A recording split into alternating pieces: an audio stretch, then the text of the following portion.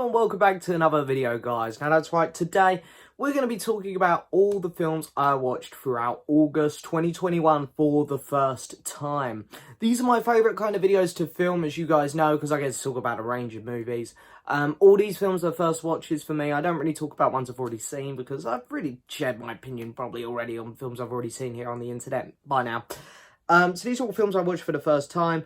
We're just going to go through them all, and then at the end of the video I'm going to pick a film of the month, which I still haven't decided. I always do these on the spot, so I have a good idea which two I'm in an R in between, but talking about them I'll probably decide then. But anyway, I still watched quite a few films this month. Obviously last month my video was delayed because I had COVID, so this one feels like it's coming a lot sooner than the last one. But nevertheless, we still got a lot of films to talk about here. So anyway, should we get started? I'm going to just shuffle on over here so we can see some movie posters. The first film up that I have to talk about, the first film that I started off my August 2021 watches with, was of course Time Bandits. I have the Arrow video Blu-ray of this. It's been sitting on my shelf for a while, and it's one that just looks super fun to me. I like time travel movies, so I thought, you know, I'm going to give this a watch, why not? And I really enjoyed this movie. It's definitely a piece of its time, I think. I'm not sure they could get away with that too well today. But nevertheless, it handled stuff quite interestingly. Like, I like the whole time travel aspect. And I like the actors that were popping up with kind of each scenario, like each place they'd go to, each different time. There was a different actor popping up for each one. And it was quite good seeing some of these bigger actors. I think the film struggled a bit with its pacing. I found it a bit wobbly at times, but overall it was fun. It was a bit campy at times, and I did overall enjoy this film a lot. I'll give it a 7.5 out of 10. Then we have this is a brand new film starring Miss Karen Gillan and Lena Headey, Gunpowder Milkshake. I was quite looking forward to this. It looked like it had a bit of a female John Wick-esque vibe to it. I like the wackiness of these types of movies. And the action looked fun. And I loved the cast. You know, Karen Gillan is one of my favourite actresses working at the minute. However, I actually found this film quite boring, which was a real shame. I think it was mainly to do with the plot. The plot just didn't really seem to be that interesting to me. And then the side characters all just sort of, they didn't really have much backbone to them almost. It's like they had some quarrels with each other, but then they would instantly be like, whatever, we're going to help each other out. And I just thought the film felt very loose like that, which is a shame because the action was well shot and it was fun. And I think there is a good film in here. I just genuinely think the plot wasn't interesting enough and the characters were all very one-dimensional, and it really held the film back, because the thing with like something like John Wick is you can relate to John Wick a lot more. All the characters here were just very, very loose, which is why you just didn't care about what they were doing as much. It wasn't a bad movie. I'll give it a 5.5 out of 10. Gunpowder Milkshake, bit of an odd one, I must say. I wanted to like it more. Then we have The Matinee, which is a really interesting movie, one which was sent to me a while back. Also Arrow video, which I've been meaning to watch for a while. It pays homage to those great horror monster movies that were coming out in the 50s and 60s. And it is kind of a love letter to those. With the whole end of the world scenario chucked in there as well. And some really good actors. John Goodman. We love John Goodman. It's great to see him in this movie. I found this film really interesting. I wasn't sure if the film could make up its mind what it was going for, because half the time it was focusing on like, oh, the world's going to end soon. And then it was like, no, we got to get this movie opening going. It almost felt like maybe one of those plots should have been, I don't want to say gotten rid of, because obviously they complement each other, those two plot points, but one of them should have been pushed back a bit, because it was very 50-50, and it was, I don't know which side here I'm supposed to be more interested in. But other than that, it was a very fun movie. There was a lot of good elements to it. I liked the like going back to these old school theatres. For me, you know, being someone of modern cinema, because of my age, obviously, it's great to go back and see some of those old cinemas, old theatres that they show here. And of course, I love films set in these kind of decades. The music's great, the style is great, you know, the fashion. So I still had a lot of fun with this movie. I'm going to give it a 7.5 out of 10. Really, really fun film. Then we have Barking Dogs Never Bite. Now, I'll be a bit quick on this one because I have spoken about it already in my Bong Joon-ho ranking. The weakest Bong Joon-ho film I've seen, but still a pretty damn good one.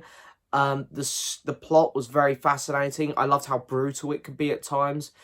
The score was fantastic, and some of the cinematography was also gorgeous. Now, while I say this is Bong Joon-ho's weakest film that I've seen to date, I still enjoyed it a lot. There's a lot of great elements here. The characters are really interesting. I say the plot's good. There are some pacing issues, but it's interesting. I like where the plot ends up as well, how it concludes. So I'm going to give this film an 8 out of 10. Have a quick drink here before we continue. Don't want to risk the voice going, because these videos are normally quite long. Anyway, next up. Halloween 7, H20, 20 years later. You've got a whole bunch of, you know, titles for this movie now. I think a few of the Halloween films have got like a few different titles now. It's hey, it is what it is. They're fun movies. I didn't know what to expect with this one because obviously we're stepping away from that story of the original 6, where of course we're following Dr. Loomis. I can't remember. I'm sorry. I watched so many films. Some of these names escape me. But we're stepping away from his story now. We're going back to the original character. Of course, the girl from the first 2 movies. She's returning here. She still suffers with kind of like, with what happened and stuff. But she's, you know, she's got a kid now. She's working in school. She's got a teacher there that she's having a thing with. But Michael Myers breaks out of prison and he returns here. And I was expecting to honestly not like this movie. I was going into it prepared, like, I think these last 2 in my set are going to lose me. But this one didn't. This one was okay. I think it's a fine movie, this one. Michael Myers was kind of creepy. Some of the kills were awesome, especially the one in the duck vent, the food vent thing that they have. That was awesome. Some of the deaths were surprising, and the characters, a couple of them were quite good, like for new side characters in these movies, especially because the film before, the 6th one with Paul Rudd in, I really didn't like any of the characters in that one. This one was a step up from there. Is it great? No. This film definitely has issues, but I still enjoyed it. It's a fine film. I'm going to give it a 6 out of 10. Then we have a HMV Premium film I watched, one which I've been meaning to get to for a while, and that is Blow. Of course, starring Mr. Johnny Depp and Penelope Cruz.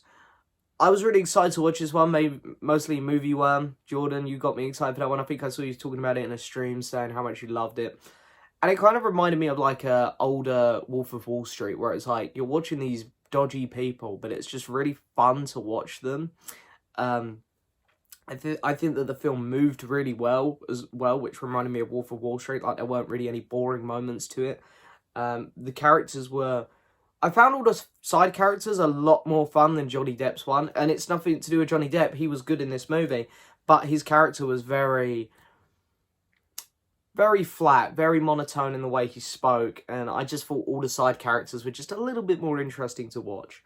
So that's the only downside. It's not like Wolf of Wall Street where Leo is just incredible and Jordan Belfort is not the real guy, but the character that in the movie is just so fun to watch. I didn't get that from Johnny Depp's character in this one. But overall, Blow is still a really good movie. I'm going to give Blow an 8. I'll go 8. I'll be kind. I was going to go 7.5, but I'm going to go 8. Then we have the last of the Dimanjian movies, Wrath of Dimanjian. You know, I bought that set, the Arrow Video, beautiful box set to come out. Really excited to watch them. I love my big monster kaiju movies, as you all know. Haven't been super impressed with this trilogy so far, and I know that it's very well loved in the monster world. You know, I watch those movies for big monsters, and in these films. Dimension only pops up for the last 10 minutes. They're very well made movies, but it's not what I go into these films for. It might be a very stubborn way of looking at it, but that's how I feel about these types of films. And again, he shows up near the end, but he gets a lot more screen time in this one. Probably double the amount he's got in the previous two films. And I think that's why I enjoyed this one more. When he was actually walking about at the end, it was a lot more fun. I felt like they got a bit more creative with him.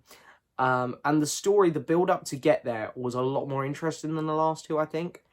I don't know if I'm wrong there. I don't know if that's like, or not wrong, because an opinion is an opinion, but I don't know if I'm in the minority, because I don't know what's the most popular one out of these three, but this was actually my favourite of the three films. I quite enjoyed this one a bit more. I'm going to give it a 6.5 out of 10. Then we have an absolute classic. Yeah, I had never watched this film before. Psycho, the Alfred Hitchcock film. Yep, first time watch for me. And how did I feel about it? I thought this film was freaking amazing. Like, it did not disappoint. You know, sometimes when you get those films that are hyped up for you, and then you watch them and you're just disappointed. I was worried that's how I'd feel with this, because I've been like that with some of these classic films before. But this one was just, it hit every note. I was scared at times. And for a film of this age, 1960, to be doing stuff like that, to making, compared to like the jump scares that you kind of get in films nowadays, for this film to give off scares like that, I think it's incredible. Of course, I sort of knew how the story was going to go, because, everyone sort of knows the story of Norman Bates now. It's very famous. We've had the TV series Bates Motel and stuff. So I sort of knew how it was going to go, but at the same time, I just thought it was genuinely creepy. It's beautiful looking for a start, the movie. I'm very tempted to pick up the 4K. The cinematography was great. The dialogue was fantastic. The score was, wow, incredible. The film was perfect in length.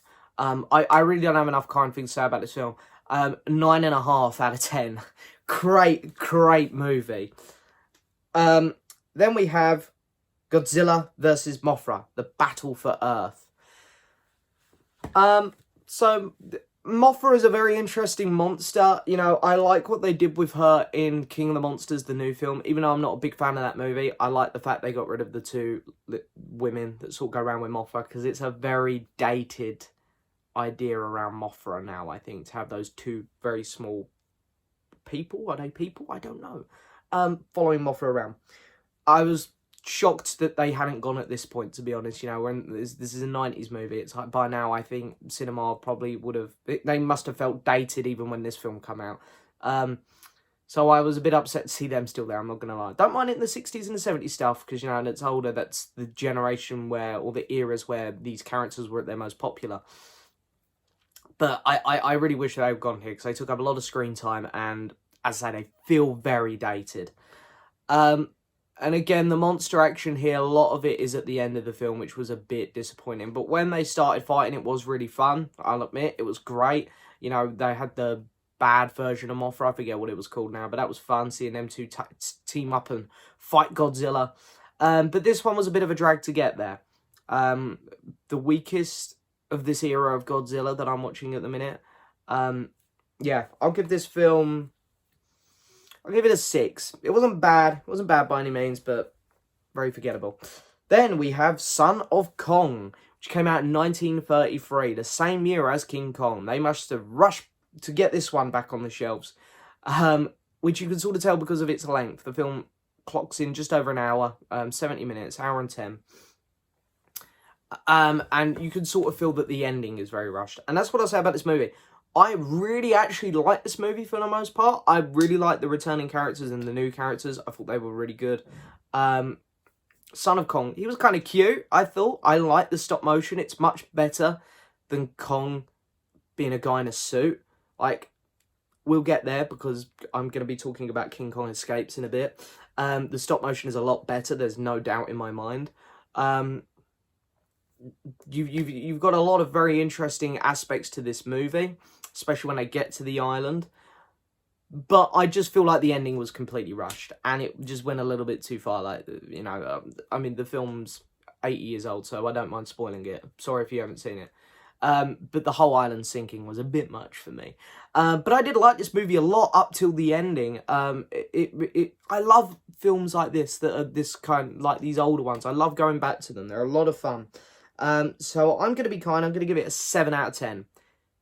Genuinely could have been a lot higher if the ending just wasn't as rushed, and it just could have been a bit better. Next film, oh god. Okay, so I watched the first 2 films when they come out in this series, because the first one was so bad it was funny. The second one was just terrible. And I thought, right, third one, they've said it's the last one. I'm going to watch it so I've seen all 3. Kissing Booth 3. If you've got alcohol at home, I wish I did right now. Okay. So this film exists. Yeah, somehow they got to a third one. Now, the context. The first one was so bad it was funny. I like watching those kind of movies with my mates. You know, we have a few drinks. Those kind of films are hilarious. The ones that are so bad they're funny. They're a great time when you got people around. The second one was just terrible. The second one was awful. Third one fits somewhere in the middle. It's bad, and it's so bad at times that it is funny, but then it also is a bit boring. Now, the first one and this one clock in at about an hour and a half, and I think that's perfect for these films. These films don't need to be long. The second one was like 2 hours 20 or 15 or something, which is ridiculous. These types of films shouldn't be that long. There isn't a kissing booth really in this one, which is weird. The characters are just stupid. They do that typical thing of saying, do that, and then this character will go on and do that, and then you'll be like, they're like, why did you do that? And it's like, well, hang on. The characters are constantly contradicting each other just to keep the plot moving. But I found this film a little engaging, I guess, which is a lot more than I can say for the second one. The film is what it is. It's not good. It's just not a good one. They know that they're not making good movies here. They know who their audience is. It's not me. And, you know, they've got a third one somehow. They do well on Netflix. So, yeah, Kissing Booth 3, I'll give it a 2 out of 10.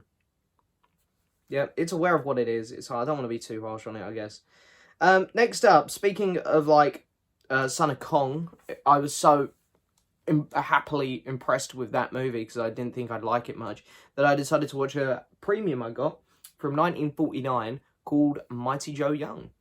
Now, people might know this because I know there's a remake, which I think came out in the 90s. I haven't seen that one. Probably going to watch it at some point now. Mighty Joe Young, the original here. Again, they're using stop motion on the monkey, which is great. Much better than a guy in a suit. I'll fight you any day on that argument. But yeah, this was great. This works really, really well. I found the story for this one really interesting. Reminded me, it's very King Kong-esque. You know, you can tell that it's heavily influenced by King Kong, the original. There's a lot of animals in this. You know, it's kind of like a circus type thing at times. I'm wondering how many lions actually got hurt making this movie. I do wonder. Some of the things they're doing. But it was a captivating story, and I think, you know, the ending and stuff, I thought it'd be a very King Kong thing, where it's going to be a bit of a sad ending. They're going to, you know, they're just going to kill the monkey. It's going to be an easy escape for just to bail out the last act of the movie. But they actually had something very interesting, like they had a chase thing.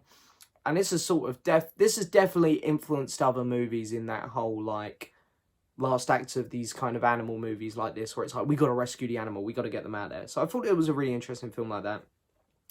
I did really enjoy Mighty Joe Young, actually. I'm going to give it a 7.5 out of 10. And then we have Shadow in the Cloud, Chloe Grace Moretz's new film. I am potentially thinking about doing a bad movie review on this one, because this is a film which did make me quite angry at times. People have heard me speak about this one on my podcast and live streams now. So, even though I haven't directly gone out of my way to speak about this movie yet in a video, I'm going to be a little bit brief. This film is so stupid, like incredibly dumb. This is why some people don't like modern cinema, because of films like this.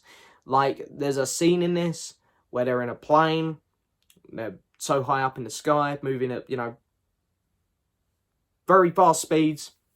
Chloe Grace Moretz falls out the plane, falls out a hole in the middle, and you're like, well, she's dead, you know. She's fallen, you know, planes carry on moving, she's falling.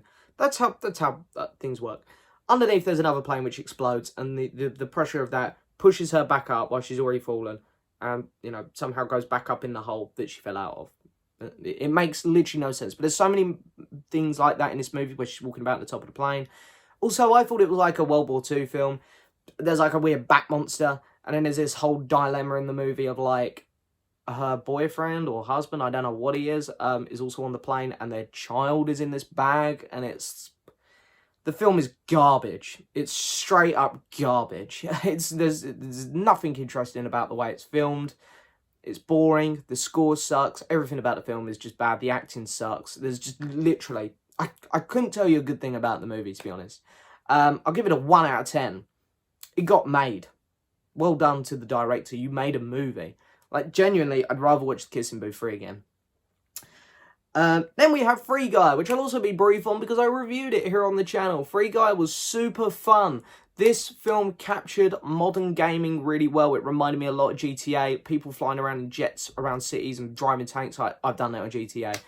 Captures it so well. I love the dynamic of Guy, played by Ryan Reynolds brilliantly, and Jodie Comer's character, because obviously he is a RPG in the game and she's a real player. So the dynamics between them were really good. I thought Taika played a really good villain. And the side characters were great. This movie was really, really fun. I honestly had a super fun time with it. This is one I will pre-order and pick up on release day. It was really good. It improved aspects of what Ready Player One let me down on. So yeah, very, very solid film. Going to give it an 8 out of 10. Then we have Child's Play 3, the third Chucky movie. I really like the first two. I think they were really fun horrors. They're very aware of what they are. They're self-aware, but they're great. They're great what they do. And this one sort of follows on from the first two. And for the most part, it was really quite good, I thought. I thought it was an interesting scenario, taking them to like a boot camp thing. Thought that was interesting. Change of direction does make it feel very different from the first two, because the first two do feel very similar. This one has a bit more of a different identity than them, which is good. That's what a franchise needs to keep going. But there were just a few silly bits. Like there's a bit at the end where like all these kids surround, like red team, blue team. They all like surround like Chucky holding a knife to a girl's neck, and they still decide to pick on the main character. It's like, guys, there's like a doll there with like a knife that's talking, and you're still more upset with this kid. So there's a couple plot points like that which are a bit silly. It's definitely not as good as the first two, but it's a fine movie. It's fine. I'll give Child's Play 3 a 6 out of 10. Then we have Okja, the final Bong Joon-ho movie I had to watch. This one's on Netflix. It's exclusive to Netflix. If you have Netflix, please watch this movie. Please. Again, I'll be brief. I spoke about it in my Bong Joon-ho ranking. It's a fantastic movie. It's the closest I've ever come to deciding whether to be vegan or not, or vegetarian, because wow, this film hits hard. It's a brilliant story. And also I want to say, when I done my Bong Joon-ho ranking, I mentioned a load of actors who I said were brilliant. Somehow I missed out Jake Gyllenhaal, who was incredible in this movie, maybe the best performance in the movie, which is why I'm shocked I missed it out. The film is fantastic. It's got great pacing to it. The score's brilliant. The CGI on the pig is fantastic. Wow, this film hits hard. 9 out of 10. Great movie. Have a quick drink. Okay, next up we got A Ghost Story, kindly sent to me by Josh Filmflick. Fascinating film, really. It started off, and I must admit, it is a very slow-paced film. Like, it moves like a snail. And at the start of this movie, the first act, I was concerned. I was like, I don't think I'm going to like this. But the story does progress. I think the second act does wonders for the movie, and the third act is a really good conclusion. So I think where this film starts, quite wobbly, if I'm being honest, it really does improve. I love the idea of the ghost being just a guy in a blanket, because it's from the ghost point of view, this film. So the idea is not to scare anyone, because ghosts are normally scary. Here it's like, not, they've done the opposite. They've made him as least scary as they can, just so that, you know, you'll get in his point of view, which I thought was really interesting. The cinematography was great. I think the director did do a really good job with this movie. I'm going to give it a 7 out of 10. Then we have Halloween Resurrection. This film is dog shit. This film is garbage. I mean, they kill off the main character in the first 2 minutes. The story, the plot they went with is ridiculous. They made Michael Myers not scary. His mask looks terrible.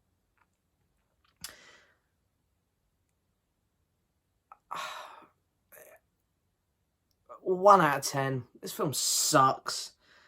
Then we have The Green Knight, which is the new A24 release. I was very interested in this movie. The trailers made this film look stunning. And yeah, the film is very, very good, I think. The cinematography is beautiful. Maybe the best this year. Then we have the score, which was also fantastic. Absolutely loved it. The acting, the actors are all putting in 110% and it's brilliant. They're all putting in great performances. The lead guy is great. I really like the guy who plays the king. He was awesome. Alicia Vikander is in this and she's great as well.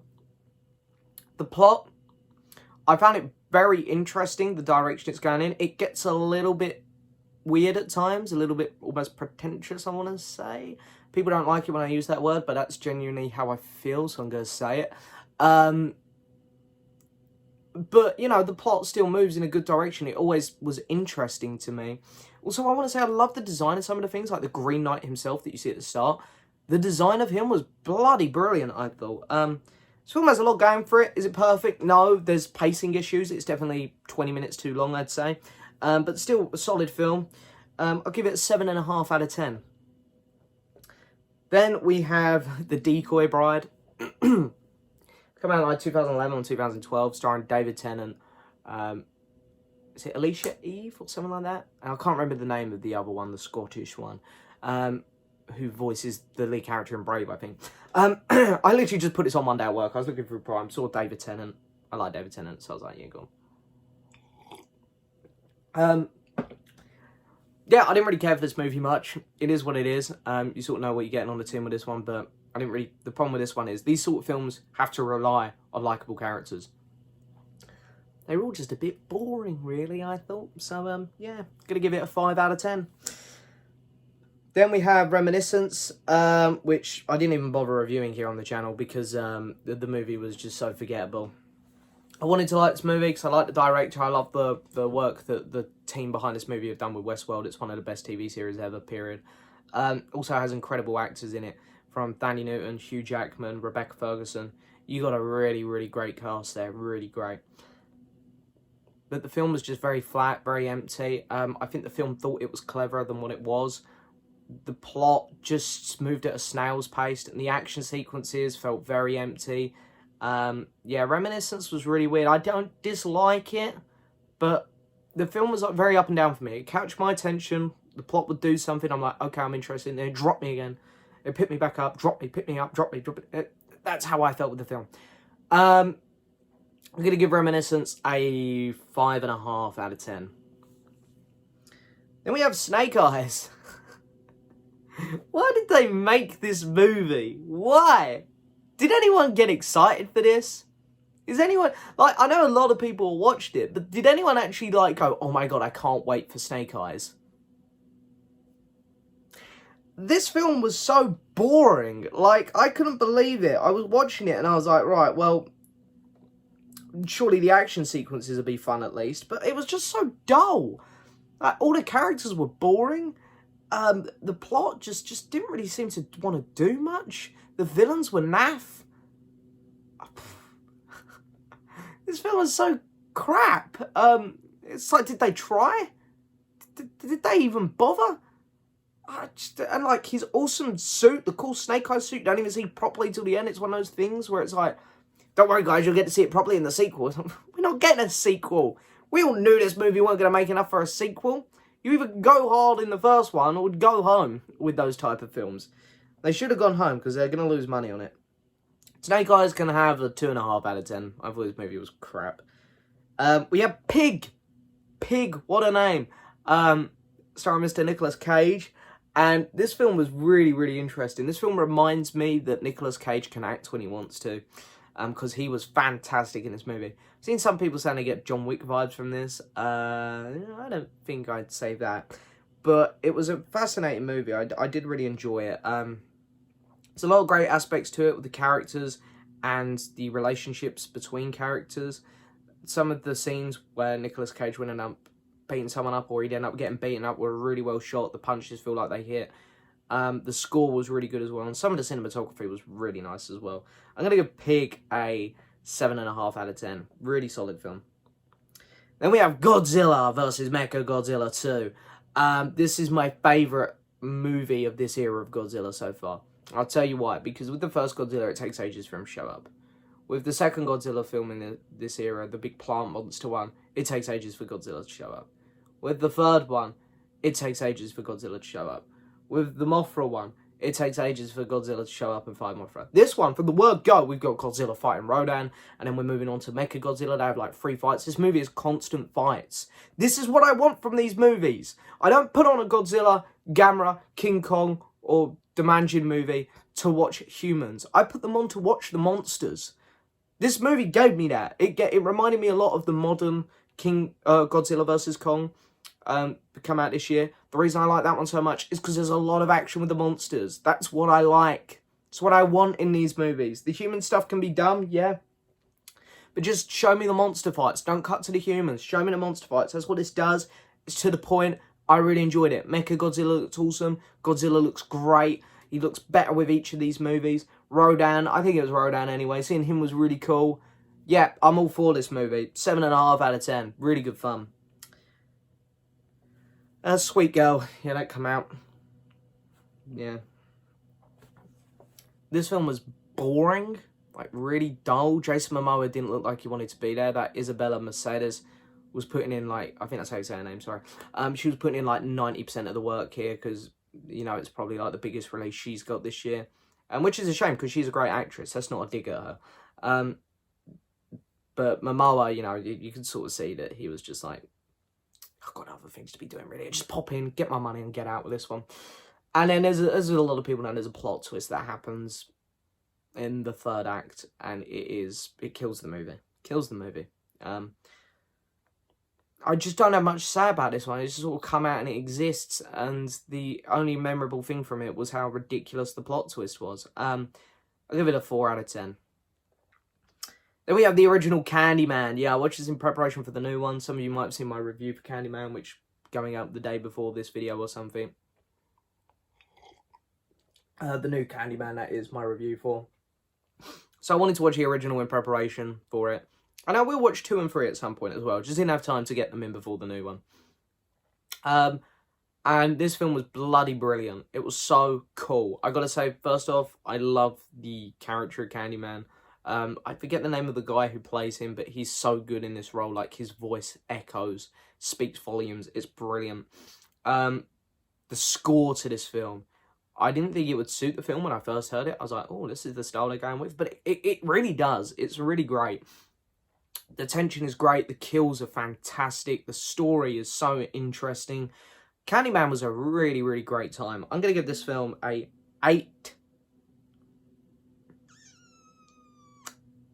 8.5. I'll go 8.5. Yeah, go on, Candyman. Go on. Next up, we have Critters.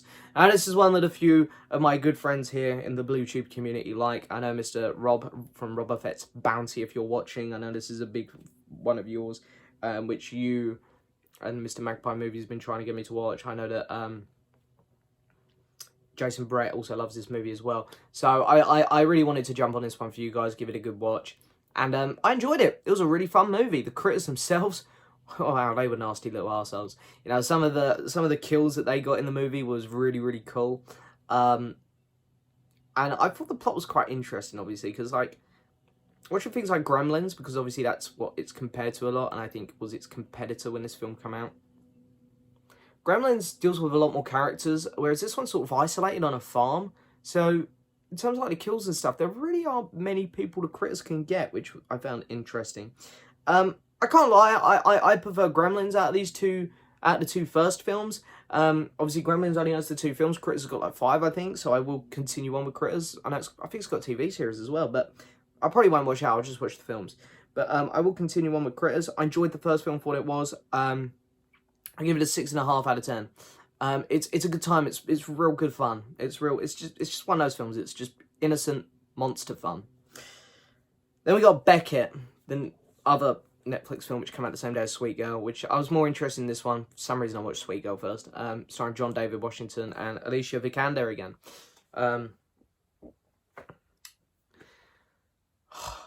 So boring. So boring. I mean, nothing happened. I was very invested at the start when it was him and Alicia kind of walking about together and they were doing their relationship stuff.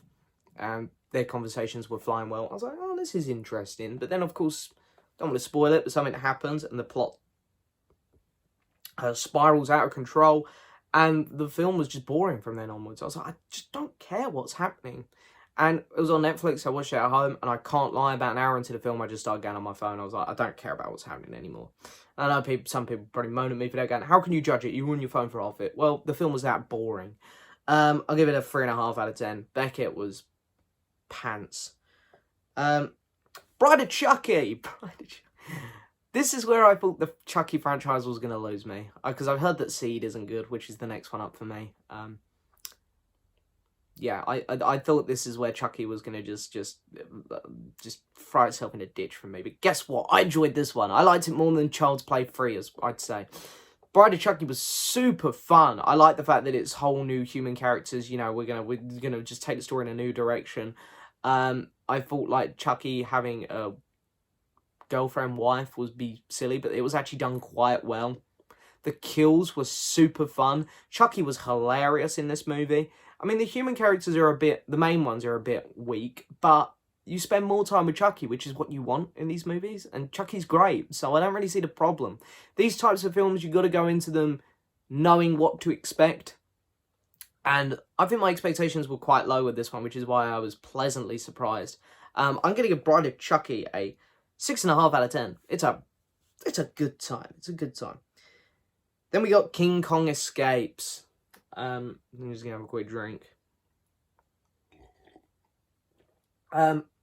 So yeah, trying to get through all the King Kong films. I've seen, obviously, the new ones and Peter Jackson's one, which I like. And then I've seen the original two, which I also really like. So King Kong was getting A stars in my book. You know, I was liking them all. Then I watched this one. So starters, you know, we got King Kong in a suit, monkey suit, guy in a monkey suit. I don't mind these guys being in suits. Like, they work well for the old Godzilla films because, you know, they just look a lot better, I think, the suits. Because the design for King Kong's suit in King Kong vs. Godzilla, the original, was awful. Like, the Kong looked ridiculous. Godzilla looked alright. Kong looked awful. And then here again, his suit, once again, sucks. It just does, the face and the mouth, oh, it looks awful. And I don't know what it is, his arms, the way he's built up in the costume, it just looks really silly to me. It looks really goofy. And I know that with King Kong versus Godzilla, they probably couldn't have done a suit because Godzilla was in the suit. So you can have one suit, one stop motion. But here, because it's just King Kong, I think they should have just stuck to their stop motion. It works a lot better. I know it's more expensive, but hey, you get a better quality product. Obviously, CGI wasn't around back then. But, you know, looking at the new films, obviously they look better. There's no doubt. I don't know anyone who would say that the suit looks better than the CGI, because that's just not true. The plot for this one was really, really out there. It reminded me a lot of some of the Godzilla films, but I don't know if it's just because I like Godzilla more, and Godzilla's a bit more stupid anyway. You know, he shoots laser beams, so I give him a bit more of a pass. Here, the mecha, the robot King Kong, really goofy, especially in its design as well. So yeah, I don't know. It was this film wasn't great. A lot of goofy human characters as well.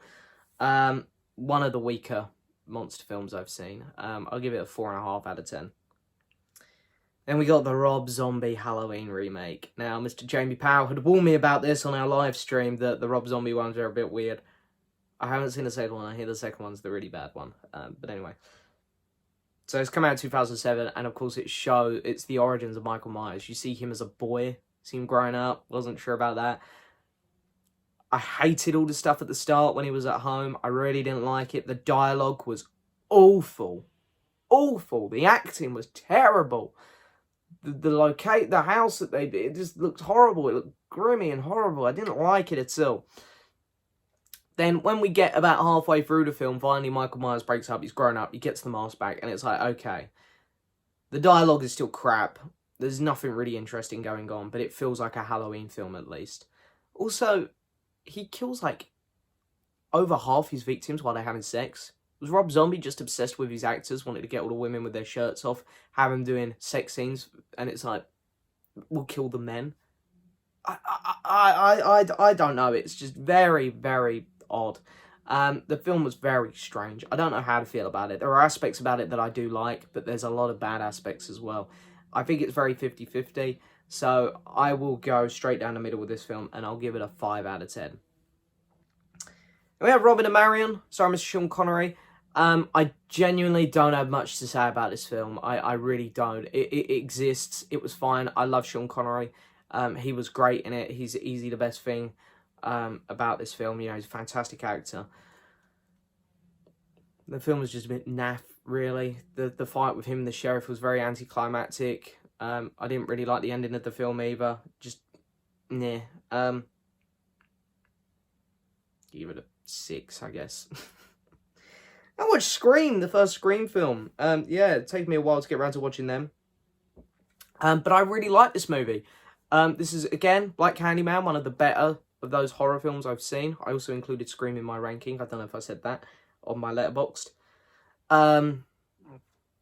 This film works really well. The kills are fantastic. It's actually quite jumpy. Made me jump a few times. The film's really clever as well.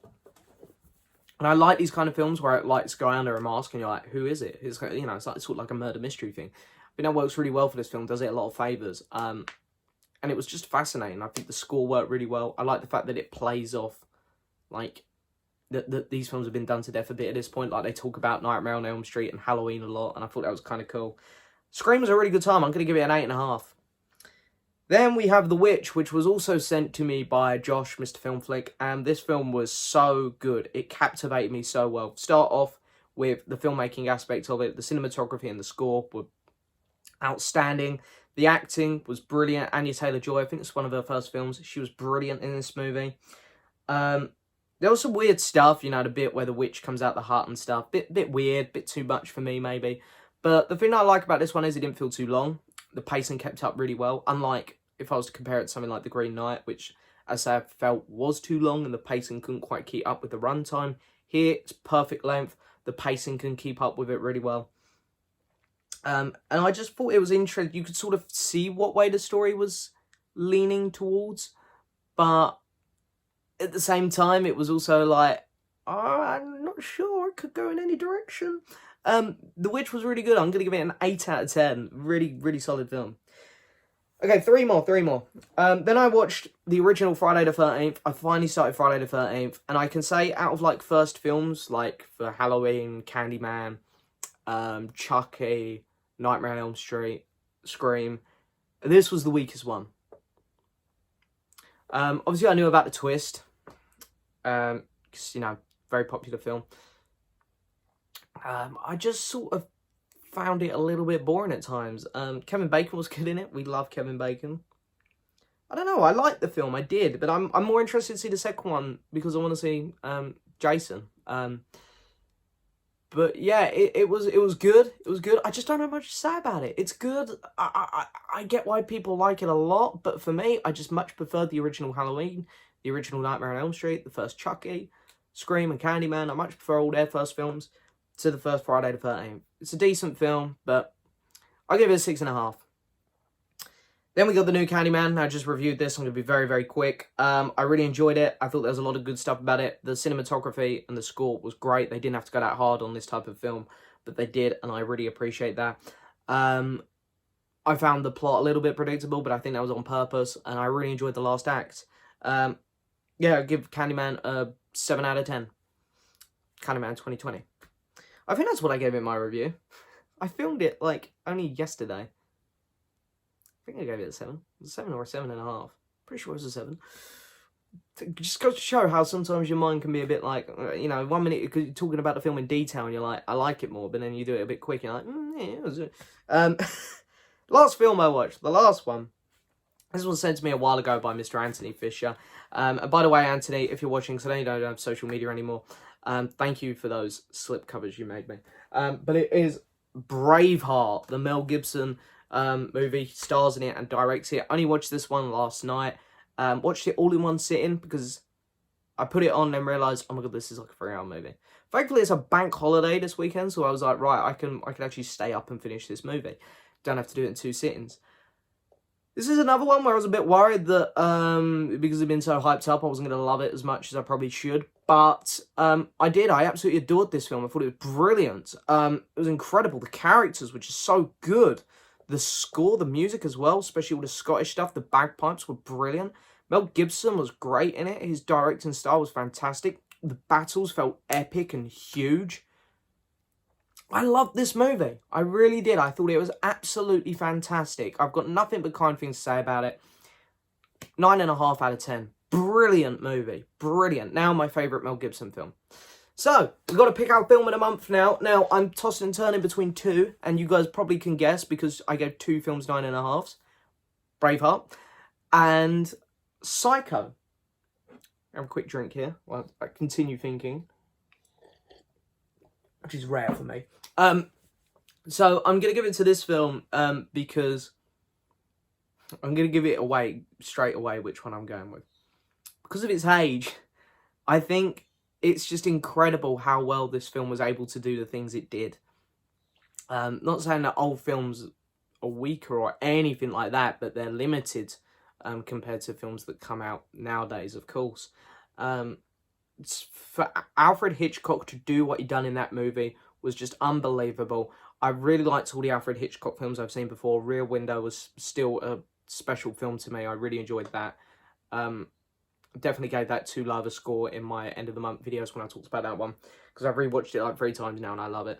But this film just took, Alfred Hitchcock took his filmmaking to the next level with this one.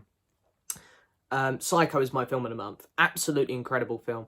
If you haven't seen it, like me, because I know that, you know, some people struggle with older films or black and white films, and I would always encourage people not to be like that. Some of the best films are older ones. Some of the best films are in black and white, and this is one of them. This film is bloody fantastic, and if you haven't seen Psycho, go watch it. It is incredible. Incredible film. But anyway, there we go. There's my end of the month video. Wow, it's another long one. Not sure how many of you have actually stuck with it, but hey, if you have, thank you so much. And as always, guys, don't forget to hit that subscribe button, like the video, leave a message. And as always, I'll see you next time for another video. Bye-bye.